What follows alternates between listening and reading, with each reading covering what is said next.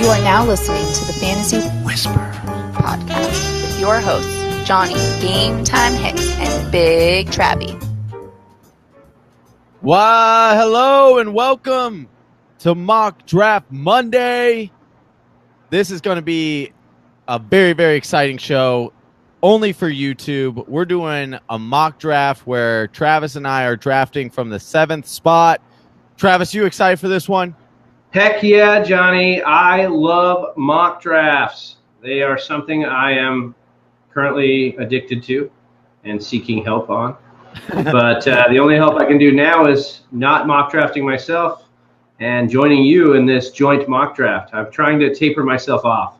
Yeah. Hey, at least we admit that we have a mock draft problem, and that's the first step, right? Yes, exactly. Okay. The first step is admitting you have a problem. The second step is helping others who have this problem deal with it, and that's what we're here today doing. We're going to give you some strategy, some tips, and some just some tools that you can use when you're out there mock drafting that can help you prepare for your actual draft, and that is the best day of the year. So why not be prepared for it? Absolutely. The more you mock, the more you know what's going on, the less surprises that happen, and the more advantage that you could take of your league mates when, said player that's normally going in whatever round instantly drops because they decide that they're going to reach. We always say, who took the biggest reach? So don't be that guy. You don't want to be, or woman, you don't want to be that guy or gal who does that. So without further ado, let's jump on in here. Travis, let's get it going. And this is going, like we were saying, this is a YouTube only exclusive. This isn't a podcast. This isn't going on our Facebook Live. This is strictly on YouTube. So if you want to catch it, join us here every Monday. We're going to be releasing a new one, maybe a couple, but just depends on the style and how we're going to do it. We are going to do separate. We're going to do together. We're going to do different style leagues and different size leagues. So just stay tuned every Monday for Mock Draft Monday, and let's get it going, Johnny. All right, so we're doing this on SleeperBot. We're doing our mock draft on SleeperBot. This is an awesome website if you want to use it. They will also give you updates on fantasy news and things that pop up throughout the offseason, and extremely handy during the season if you want to stay ahead of your league mates. I highly recommend SleeperBot. So, all right, Travis, let's get this mock draft going. Let's do it. All right. So a bit of a surprise at the top with Ezekiel Elliott going number 1 overall off the board. Obviously, those three guys you can interchange. In our opinion, we have them all ranked differently. A lot of people are going to have them ranked differently. It's going to be preference. But Zeke, to me, is a shocker at 1. But anyways, we're here at number 7. We've had the likes of Alvin Kamara and David Johnson come off the board.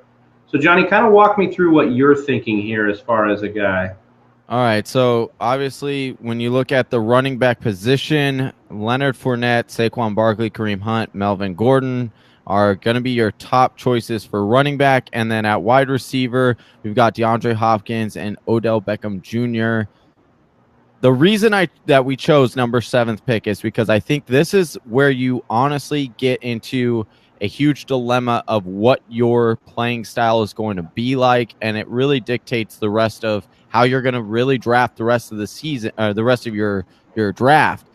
So obviously, when I'm looking at my projections, I have DeAndre Hopkins as an elite wide receiver. I have him as an elite wide receiver 1. So the next best running back that I have on my board is Melvin Gordon, but he's a running back 2. And so for me, and knowing that wide receivers is a little bit more deep, and I do like the guys that you can get in the 2nd and 3rd round at wide receiver, my pick here and preference would be to go with Melvin Gordon. What are your thoughts? I don't mind the Melvin Gordon pick. I think if you're going to look at guys who can catch the ball at that position, he's there.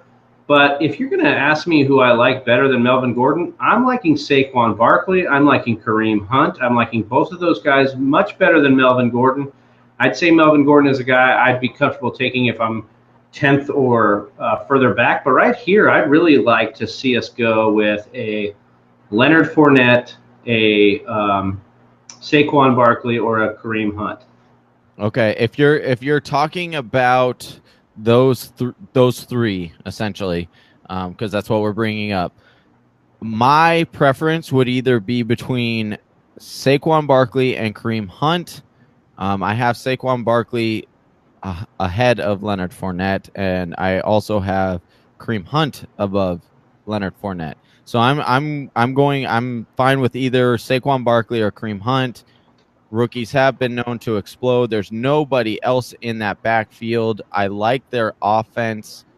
So it's up to you. You choose who you're. I'm down between Saquon and Kareem Hunt. I'm going to go with Kareem Hunt. I Okay. think it's a guy we know that he came in and he did it. He's in an offense that is going to be ran by a rookie quarterback, and he's going to be in an offense that Andy Reid loves to use the running back. And Kareem Hunt has been touted by a lot of the coaches over there as working on his receiving already in OTAs, which means he's just going to put in more time. And I believe he got over 400 yards in receiving last year, so he was already with a good start. So I like Kareem Hunt here. I think the value is good there. He's a guy that could potentially touch the top 5, in my opinion. I do agree with that. Okay, so right after us went Leonard Fournette, DeAndre Hopkins, Saquon Barkley, which we were just talking about. Melvin Gordon fell to 11. Odell Beckham at 12 to round out the end of the first. And then they turned around Dalvin Cook, Julio, Devontae Freeman, LaShawn McCoy, then Michael Thomas. Now, just like I had just spoken about earlier, the wide receivers that have fallen is exactly what I thought would happen. You have Devontae Adams, who I have as the best, him and Julio Jones.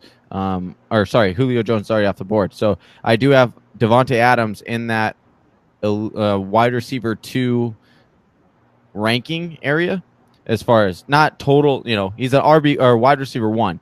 But when you're talking about the category that I have him in, and he's in my second tier of wide receivers, highest one on the board.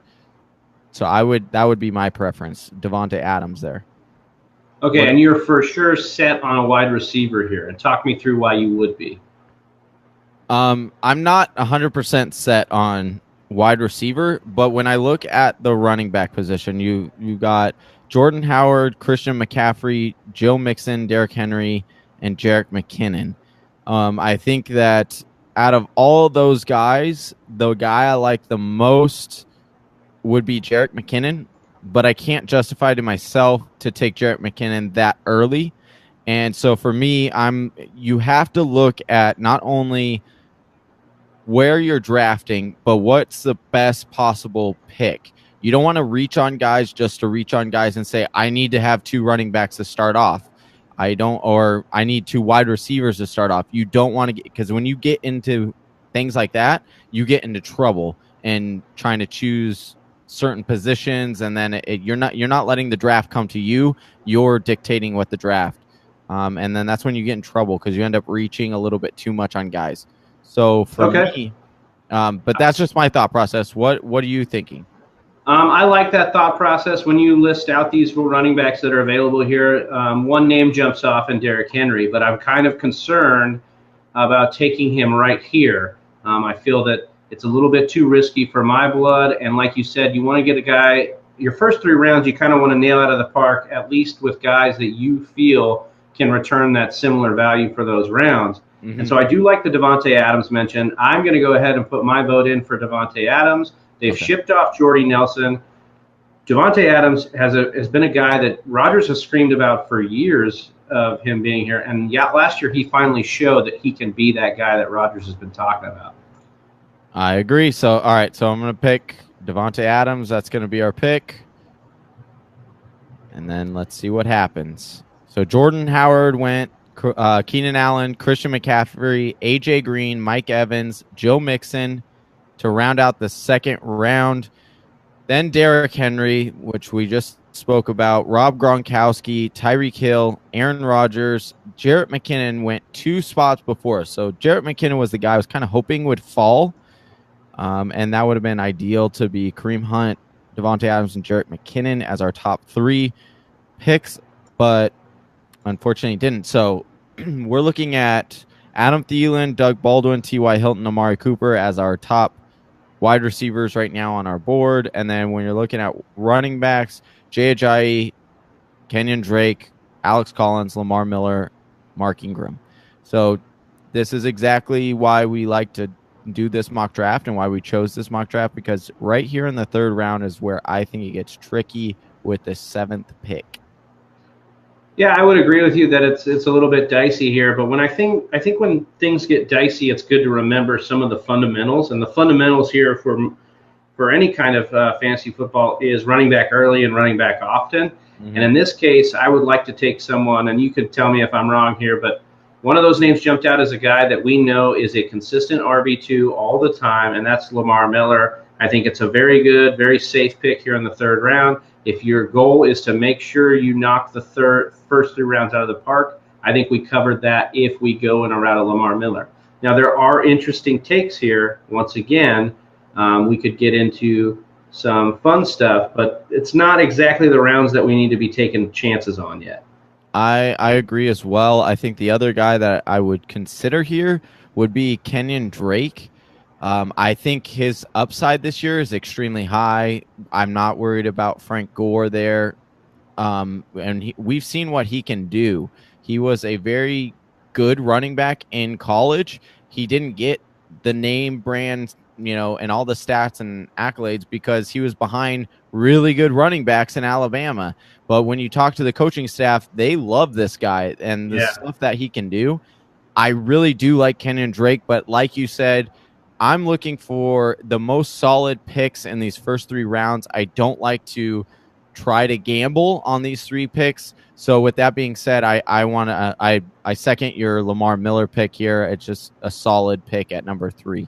So I'm drafting Lamar Miller. And then let's see who might follow us. So right after Lamar Miller went Adam Thielen, Doug Baldwin, Jay Ajayi, T.Y. Hilton, Travis Kelce to end out the 3rd round. Do you think it's too early to take Travis Kelce in this 3rd round, Travis? That one's tough. I think at the turn there, you've kind of got to take Kelce if he's your guy. It's going to be a long time before that person is going to take Kelce or get a chance to take Kelce. And so, it's essentially a pick that says, hey, I really like Kelce. I like his production, but I'm not going to pick again for another 24 picks or 23 picks. And so I don't mind what they did there with that. But yeah, I mean, if I'm not taking Gronkowski, I'm probably not taking, and it's going to be rare that I would take Gronkowski. It has to fall in my lap like that. But yeah, I think it could be a little too early. I did want to mention a couple names that went here that kind of make this 7 spot so tough. We watched Adam Thielen, T.Y. Hilton, Stephon Diggs, Amari Cooper, Josh Gordon. Some of these names that have come off are guys we would love to have taken in this 4th round.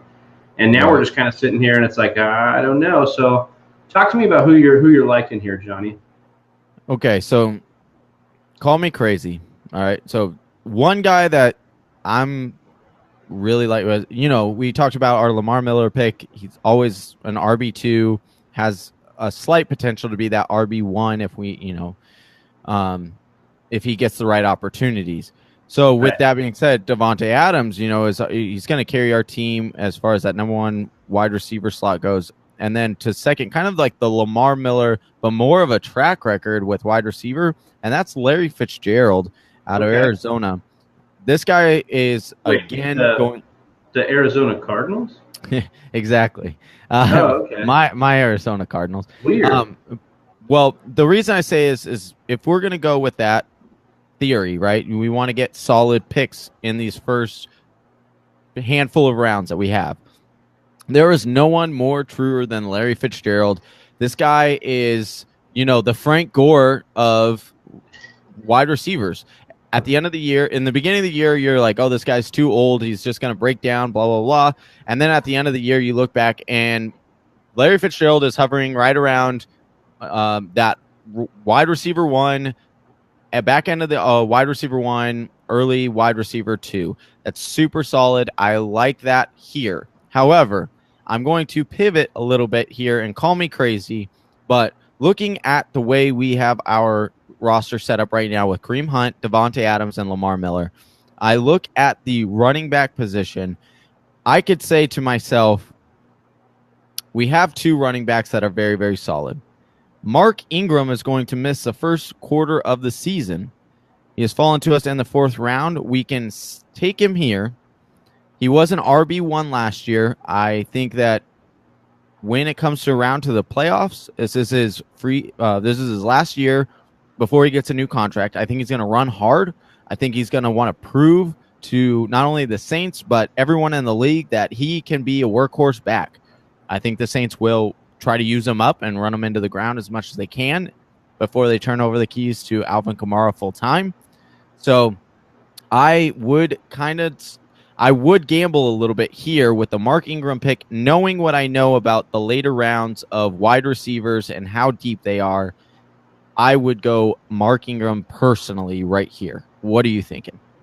I love what you did here. What you've done is provided our viewers options here, right? So what we've talked about here is Johnny's considering Mark Ingram as a pivot to Larry Fitzgerald, who's a more safe pick. So Mark Ingram's a relatively safe pick if he's not suspended for 4 games. But because he is suspended for those 4 games, you're going, okay, that's a quarter of the season, a little bit more actually in fantasy football if you're considering the regular season. And so it's a little bit of a gamble here. But I kind of like here, we're talking, I'm wearing the Rams gear, you're wearing the Cardinals gear. I kind of like Brandon Cooks here. It's a little bit of an interesting fit.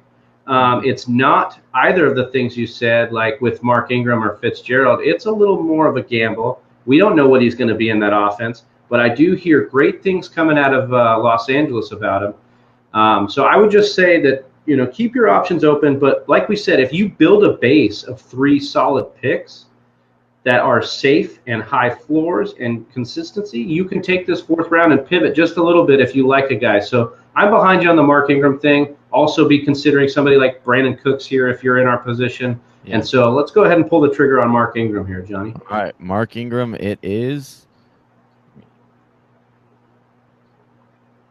And Mark Ingram, welcome to our team. All right. So, like you just said, Zach Ertz went right after our pick, and then the guy you were just talking about, Brandon Cooks, went Allen Robinson, Alshon Jeffrey, Demaryius Thomas, Tom Brady to round out the end of the 4th round. Then that guy turned around and drafted Larry Fitzgerald, Jimmy Graham, Russell Wilson, Juju Smith, Carlos Hyde went in the 5th round, which is very, very surprising to me. And then Jarvis Landry. So we are back on the clock. And Travis, talk me through what you're thinking for this round. So if I'm looking at it, there are a few wide receivers I could be interested in. Golden Tate is one of the guys I'm looking at as far as wide receiver, but then that follows suit with our kind of steady, consistent, not going to wow you guys. But I do like an option here of going with a guy I think that we both can be an elite at the position, and that's Cam Newton. So we've waited on quarterback, and it is customary to wait on quarterback as long as you can. But when there's a guy sitting there in Cam Newton, you kind of have to scratch your head and wonder. So, Johnny, either talk me in or out of Cam Newton, and talk to me a little bit about Golden Tate. Okay, so Golden Tate is a very solid wide receiver. He will have games where he's hit or miss. He's very boom or bust when you look at the week-to-week breakdown of his games. He's going to give you a handful of games where he's a wide receiver 1. He's going to give you a handful of games where he's a wide receiver 4. And when I'm looking at building a roster with that second guy, I want it to be a little bit more consistent than Golden Tate. A guy that I would actually be eyeing here would be more like his counterpart in Marvin Jones, or even a Michael Crabtree. Again, we spoke about it last time when we did a mock draft video about how Joe Flacco came out and said that he's the guy, and we've seen it before. He's had 3 consistent seasons of being, undoubtedly the wide receiver 1 in Oakland. He's going to be kind of the only guy there in Baltimore as far as an actual rapport and actual fantasy evidence of saying this guy could really be your solid wide receiver 2 with that wide receiver 1 upside. So if I am thinking of a position here, a skill position, I would say a wide receiver. I'm fine with going either Michael Crabtree, Golden Tate, or Marvin Jones. Golden Tate would be the third option for me out of those 3. What about a Julian Edelman here even? Okay, so thank you for bringing that up. Julian Edelman, I really, really like this year. I am super excited about Julian Edelman. Here's why I would not select him, and this is why it's important to do these mock drafts and to continue to listen to the Fantasy Whisperers mock drafts episodes on YouTube, and that is because Julian Edelman is falling right now into the 6th, 7th, and I've even seen him go in the 8th round. So because he was injured last year, a lot of people are forgetting about him. So I would not reach yet and say Julian Edelman. I do now if we're having the same discussion next round, I'm fine with Julian Edelman there. So with that being said, let's jump onto your Cam Newton. I'm not an advocate, and you know this, for drafting a quarterback early.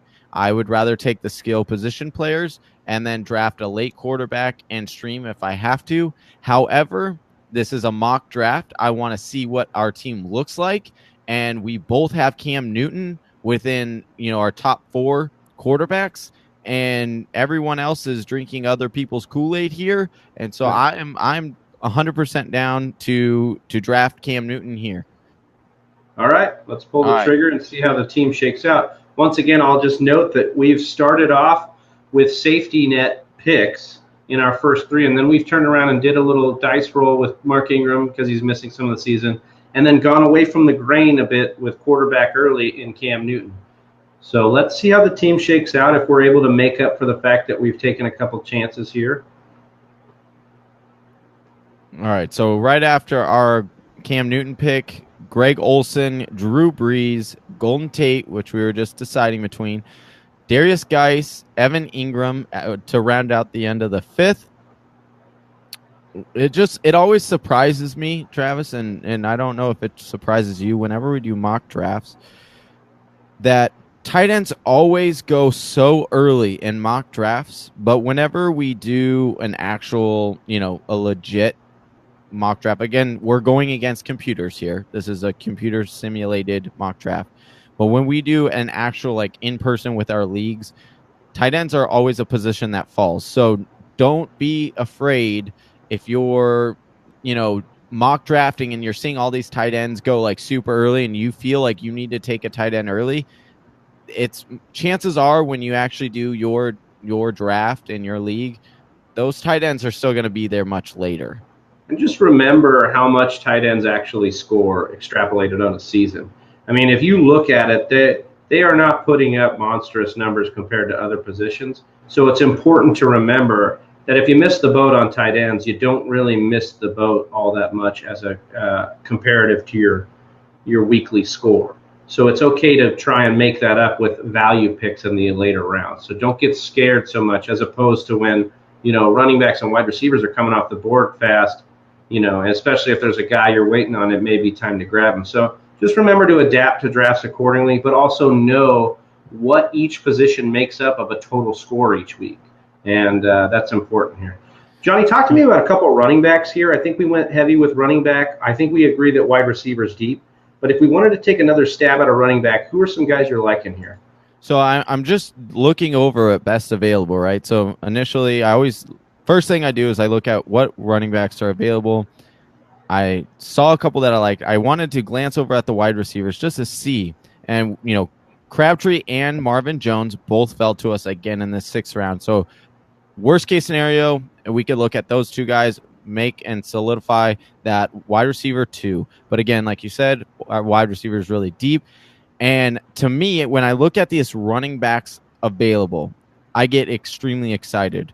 And the reason why I'm extremely excited is because Rashad Penny, who I have as my third tier of running backs, is still on the board somehow in the 6th round, which I like way over Darius Geis, I like way over Marshawn Lynch, and I like way over Tevin Coleman, the 3 running backs that have gone between our Cam Newton pick and like then our current pick Carlos right now. Hyde even.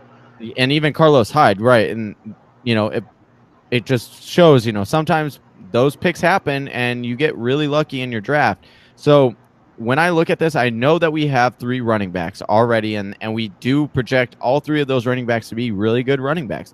However, you can never have too many running backs. Too many good running backs is a wonderful problem to have. And essentially, when you start talking about the regular season, once you're 6 weeks in, if those 4 running backs are all killing it and, we're struggling with our wide receiver 2 at the moment, we don't have one, but let's say we draft one in the next couple of rounds and it doesn't pan out like we think it does and we can't find one off of waivers. Well, guess what? Chances are that even if we can take a running back 2 that's super solid, we can turn that into a high-end wide receiver 2, a low-end wide receiver 1, because running backs are that valuable in fantasy football. So my pick here would be Rashad Penny. Travis, tell me if you agree, disagree, what you think here. Yeah, I like Rashad Penny. I think it's a value over the season. And if you're sitting there thinking about, well, maybe it's to hedge your Mark Ingram thing, there are a couple tough matchups in those first 4 weeks. I won't lie. The Cardinals are in there, the Broncos are in there, and the Bears are in there as far as Rashad Penny's first 4 matchups while Mark Ingram serves that suspension. Mm-hmm. So that's a little tough. But just bear in mind that, Penny is we're playing the long game here. This guy should win out that job. He's a super legit talent, and, he can catch the football, which is a huge thing. So Seattle's going to throw it a lot, and he can be that safety net for Russell when he's scrambling and trying to find somebody. So I'm all about taking another running back here. I think we know that the running back is sought after and it's valuable, and wide receiver you can make up for later in the draft. So I'm good with your pick there. I agree with you wholeheartedly in Rashad Penny's talent. All right, so Rashad Penny, welcome to this beast team. All right, right after us went Crabtree, which we had been tossing around for a good amount of time.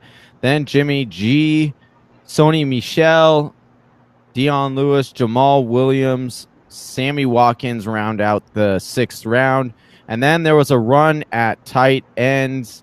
Kyle Rudolph, Jared Goff, Delaney Walker, Jordan Reed, Trey Burton.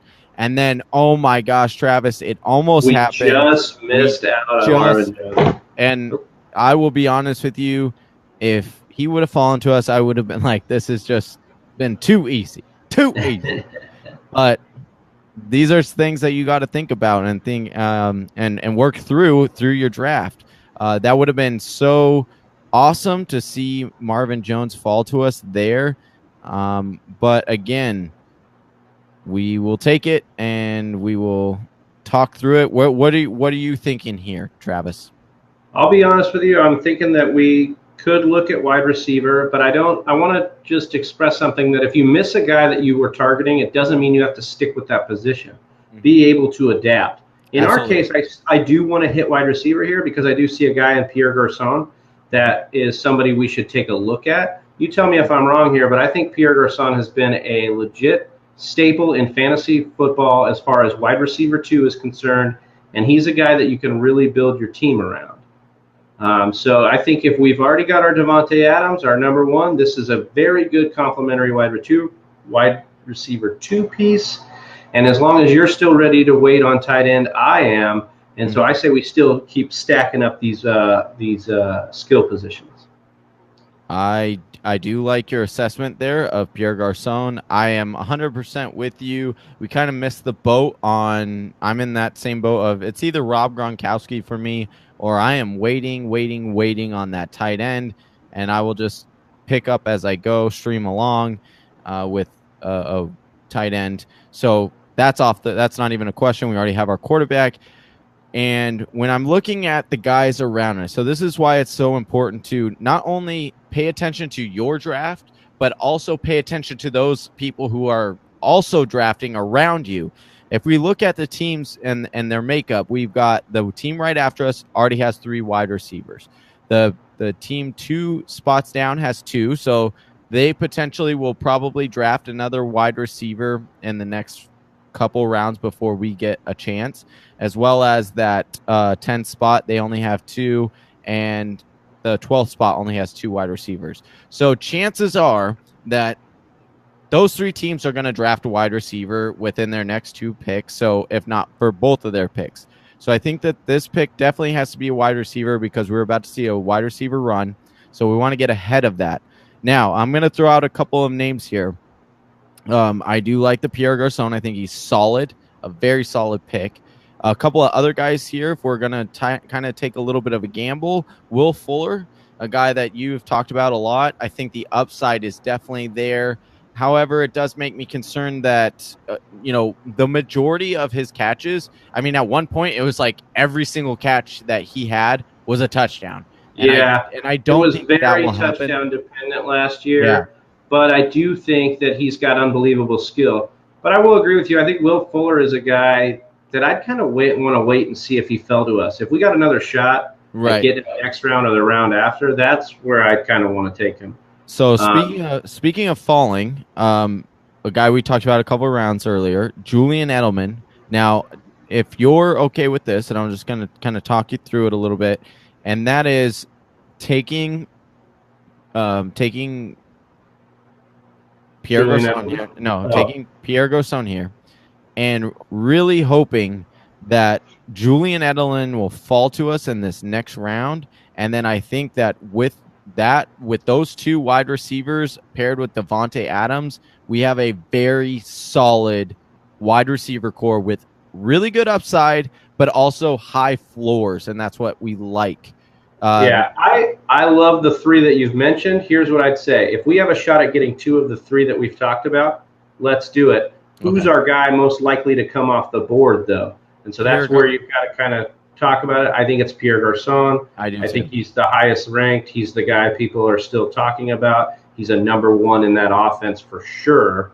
And so I think that's the guy we got to grab here and then see if one of our 2 guys are available the next round. So let's go. Perfect. Okay, so Pierre Garçon drafting here.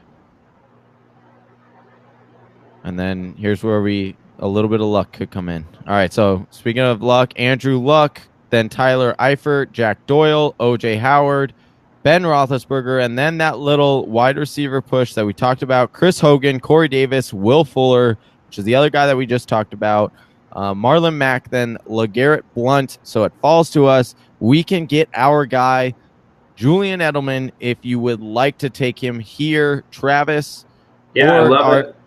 I love it. I love to turn around and do that. 1, because we already have 4 running backs. We know we're going to get a good amount of running backs. We shore up wide receiver here, and then we could turn around and start doing some gambles and some stashes of running backs in the next couple rounds because we've secured our wide receivers up. So let's go ahead and pull the trigger on Edelman here and see how the rest of the draft shakes out. Okay, so before I pull the trigger there, I want to get your thoughts on Royce Freeman here. Ooh, very tempting. I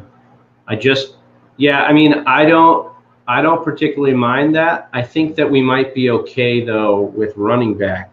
Although, I'm not saying we're okay. I just feel like there might be a shot to get a couple other guys in the back end, and let's make sure we get that wide receiver set up. Okay. Let's stick to that strategy. Okay, so we're going to go ahead and go with... Plus, I think it's important to show that if we stick to this strategy, if you sell yourself on doing a strategy, a guy falls to you, and you take that guy, how will that shake out as far as, if we pass on a certain running back? All right, so Julian Edelman is our 8th round pick. Maybe. All right, there we go. Devin Funchess, Emmanuel Sanders, Tyreek Cohen, Robert Woods, Aaron Jones, Royce Freeman round out the 8th round here. And then Rex Burkhead, Jacksonville Jaguars, Chris Thompson, Isaiah Crowell, Cooper Kupp, Marquise Goodwin, and we are up again. So talk to me about some running backs that are available here, some stash guys you like in this 9th round. All right, so obviously number one guy that I'm looking at here would be Ronald Jones the second. I think that his potential to be an RB, even an RB2, but just be a workhorse back in that Tampa Bay offense, which we both project to be a pretty good offense with a lot of weapons. Ronald Jones has a very good career in college. Yeah. So I think that, and that offensive line is middle of the road. So I don't think he's going to. What's important to remember is Dirk Cutter loves the zone running scheme. And Ronald Jones is one of the best runners in all of college football with the zone running, like outside zone runs. So I like Ronald Jones here. Anybody else you're kind of looking at running back? The only other guy that I would consider here, but I say consider, but not 100%, and that would be Kerryon Johnson, your guy that you talked about, just because I really do like his upside there in Detroit. And they've got some reports coming out of OTAs that they really like his ability to become a 3-down back. Detroit has been kind of a place where running backs have been drafted to die, unfortunately. Yeah, would you say? But I think the upside's better with Ronald Jones, and I think we might have a shot at getting Kerryon Johnson in the next round if we're lucky. Mm-hmm. If you're going to have me choose between the two of them, I think Ronald Jones has the better upside. I think he's got a offense that's more committed to the run than Detroit is. I agree. I'm going to go with Ronald Jones with this pick. So right after Ronald Jones went the Los Angeles Rams defense, Devontae Parker, Martavis Bryant, Nick Chubb, and then Dante Foreman to round out the 12th round there. We had Calvin Benjamin, first pick in the 10th round, Phillip Rivers, Matt Ryan, Minnesota Vikings defense. Then Randall Cobb went right before us, which is, I like that he went before us for 2 facts. I like Randall Cobb a lot this year. And knowing that he would have fallen to us here, call me crazy, but I'm not saying that we should draft him. But knowing that, hey, we could have gotten Randall Cobb, who we both think is going to have a bounce back year, a positive regression per se. And just knowing that we can't get him here, and that just makes me feel good. That makes me. I also like that we have an option of getting Kerryon Johnson here, who we just talked about. So now we take, we're looking at rounds 9 and 10 on the whole, and we go, okay, if you look at 8 and 7, we took wide receivers because that was our plan. We got 2 guys that we wanted in the same round, and they, and Julian Edelman fell back to us in the 8th. In fact, we were talking about Julian Edelman in the 6th even because of the value he can give you. So Absolutely. We've locked those 2 up by being very patient and being very discerned in our decision making. So we've done the same thing again. I think Ronald Jones, who we know is going to be a starter, and then Kerryon Johnson, who is probably going to be the starter, and a guy that could be the 3-down back. We lock him up. We've essentially taken 4 rounds and for sure locked down a running back and a wide receiver between the 4 guys. And then if we hit on all 4, teams are going to be calling off the hook for trades.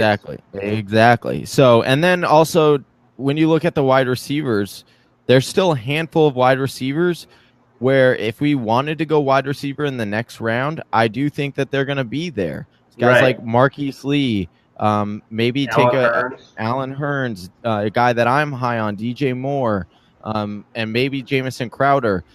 Those guys could potentially be there. So with that being said, I do really like the Kerryon Johnson pick here, and I'm going to go ahead and select that for us.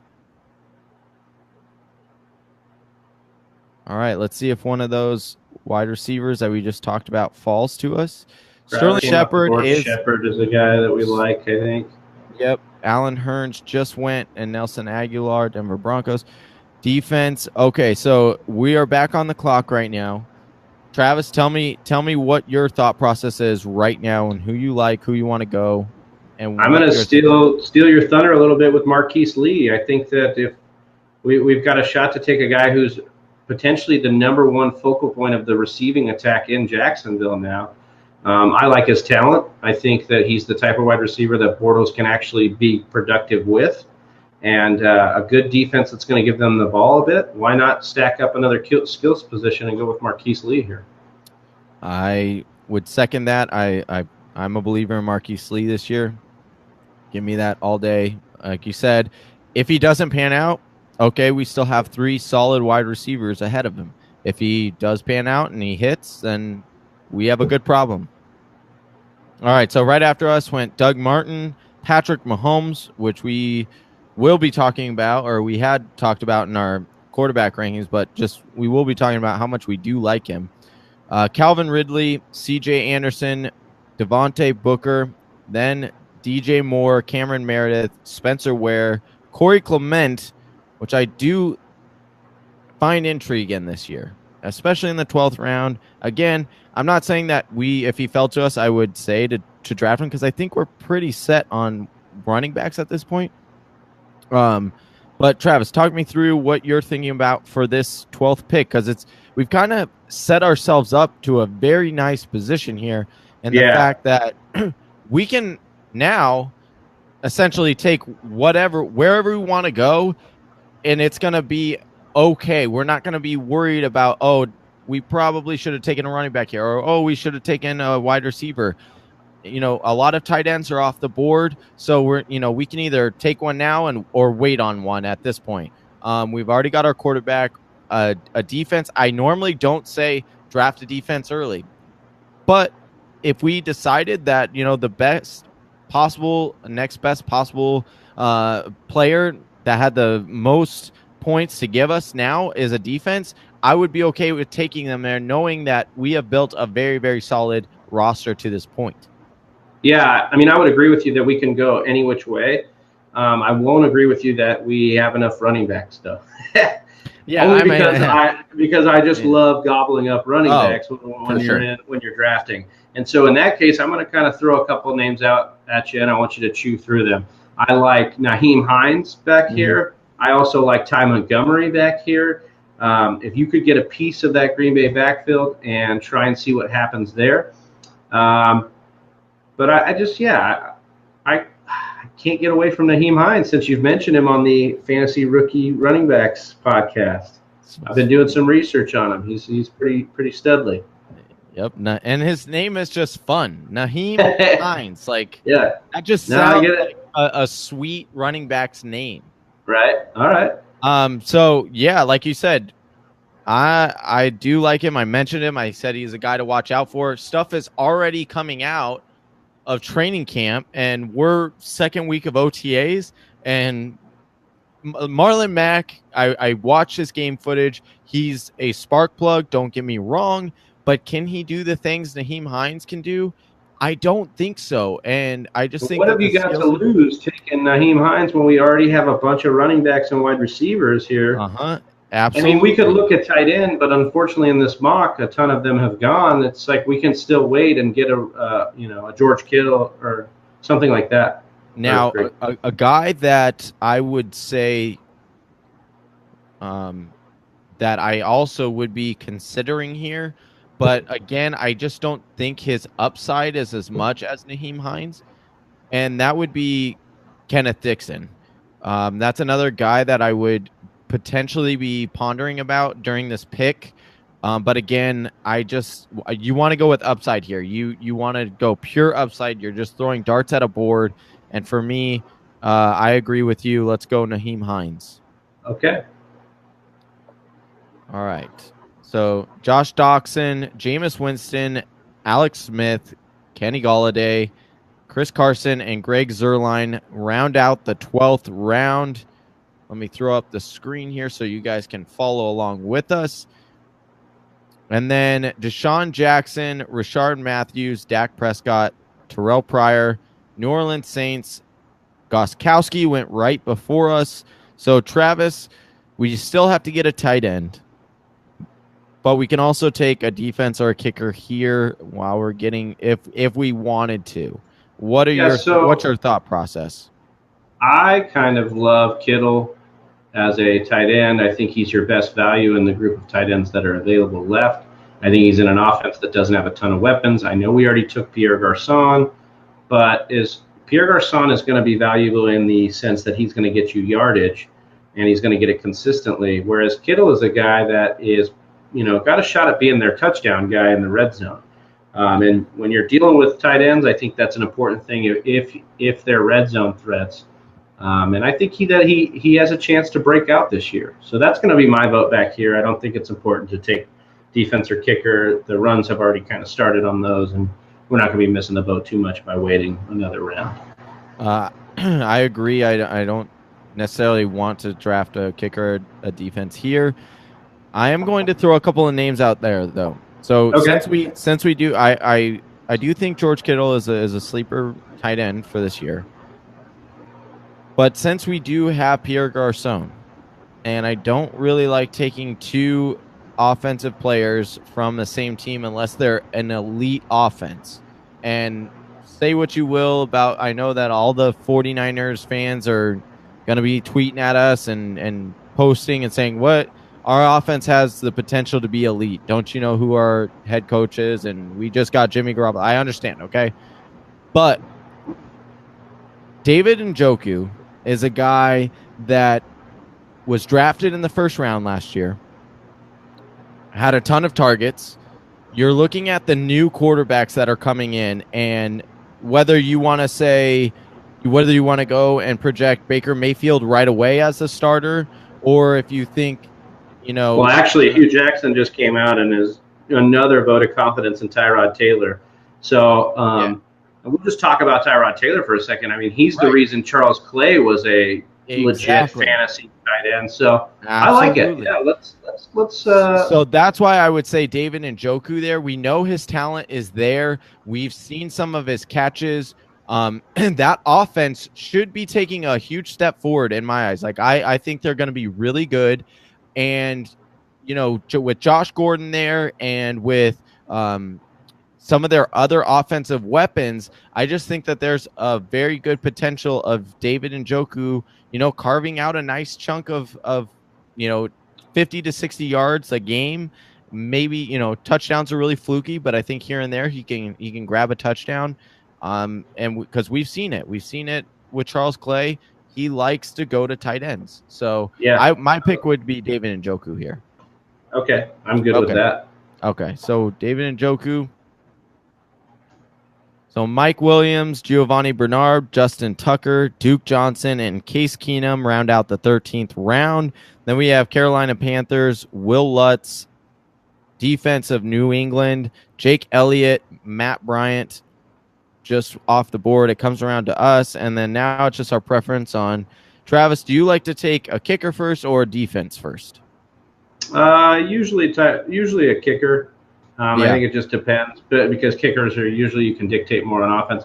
If you've missed the boat on defenses, which is really only like 2 or 3 that you'd be willing to take early, then you're probably not going to get a defense. And you can always stream defense, whereas kickers, if you land that guy, you've got them set for the rest of the year. So I would say let's go with a kicker here. Okay. Any guy you like in particular? All right, I'm going to make an argument for Robbie Gould. And the reason I say this is, yes, I know I just talked about having 2 offensive players on one team. I get it. But when it comes to a kicker, that's not really, I don't consider that as the same kind of thing, okay? As opposed to having a wide receiver and a running back or whatever. If you look at the last 5 games where Jimmy G was the quarterback, he was throwing the ball all over the field. He was on pace for 5,000 yards, but he only was on pace for 19 touchdowns. So they were often getting into the red zone. And then if you even want to just look at kickers' points, Robbie Gould was actually leading the league for points for a kicker during those 5 weeks. So you want a kick. When I'm looking for a kicker, I'm looking for a kicker that's on a good offense, not a great offense, a good offense that can move the ball, but yet stalls often in the red zone. And I think that that's what the 49ers have. And so I would say Robbie Gould here is an extremely accurate kicker. And, with the weather being what it is in San Fran, I think he's a good kicker to go with, a solid one. I like that. Another guy I'd mentioned that's kind of similar on a good offense but not great is Ryan Suckup of Tennessee. I think he's a decent pickup here too. But Johnny, I'm just going to go ahead and take you up on the Robbie Gould thing. We'll have a little bit of a padding of our stats with Pierre Garçon and Robbie Gould. Hey, and it makes it so that way if the 49ers don't score a touchdown, we're okay with it because we're like I said, I think Garçon gets most of his points off yardage anyways. He's not going to score a ton of touchdowns. Exactly. Yeah. So right after our Robbie Gould, George Kittle, which we were talking about and tossing around for tight end, went Harrison Butker, which I do like him as a kicker.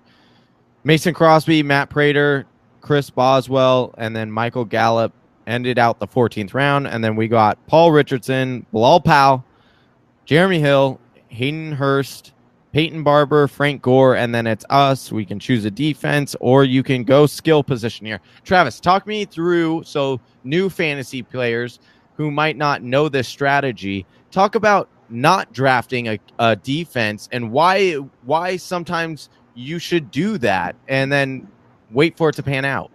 I will talk to you about last year at this time. Well, not this time, but at the time of our own personal draft.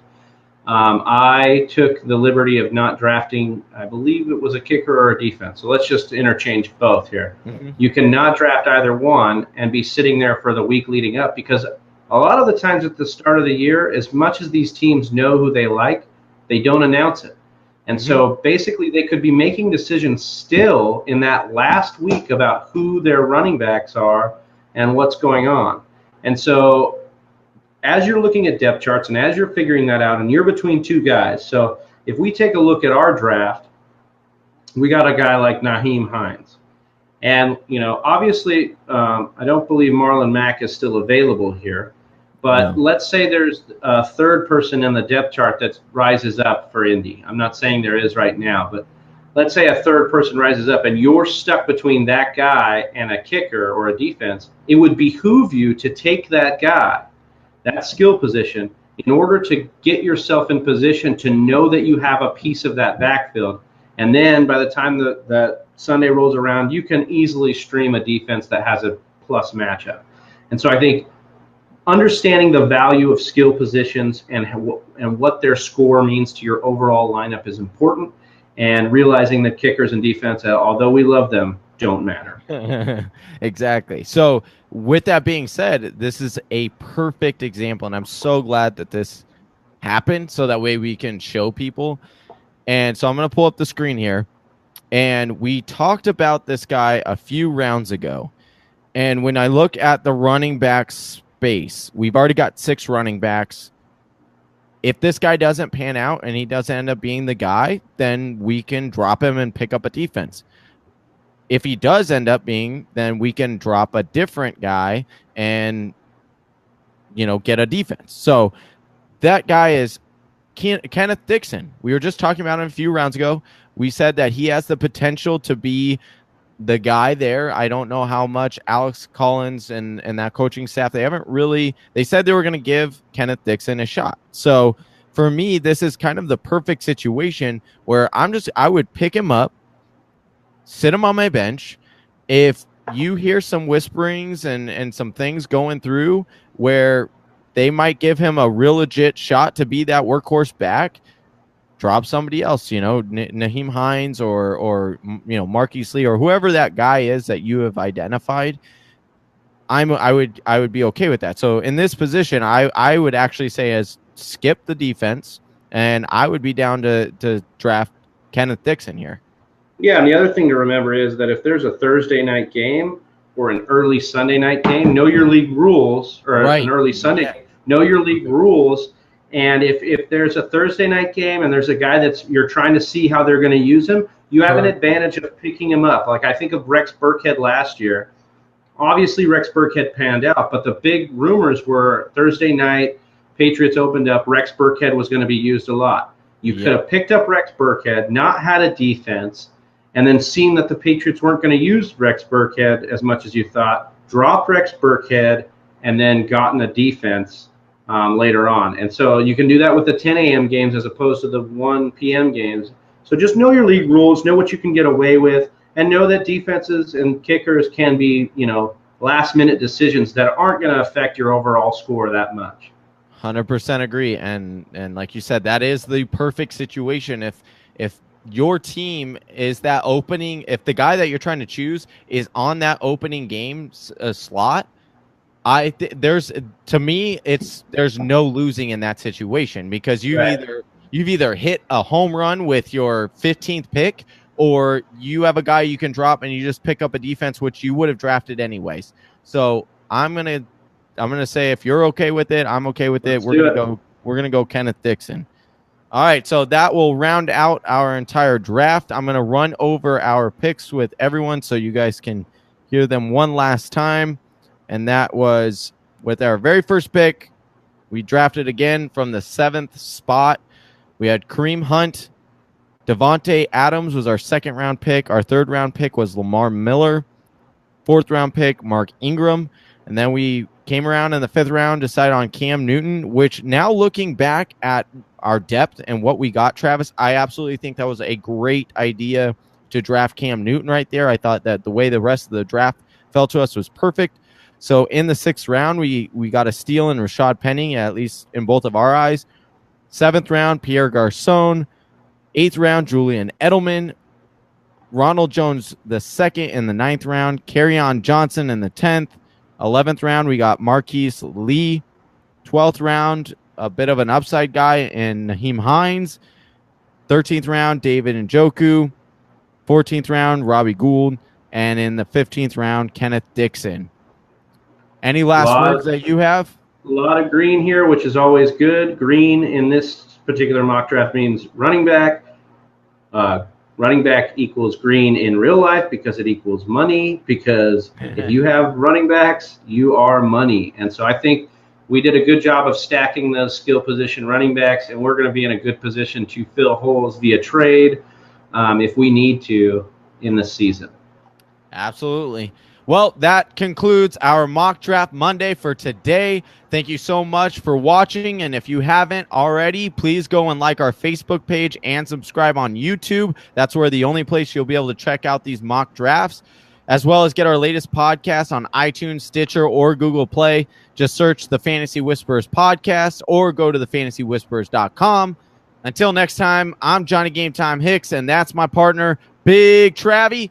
You guys have a wonderful Monday, and we will see you tomorrow. Peace. Peace. Thank you for listening to the Fantasy Whisperers podcast. You can hear more from John and Travis on Google Play, SoundCloud, and iTunes. You can also follow us on Instagram, Facebook, and Twitter at TF Whisperers.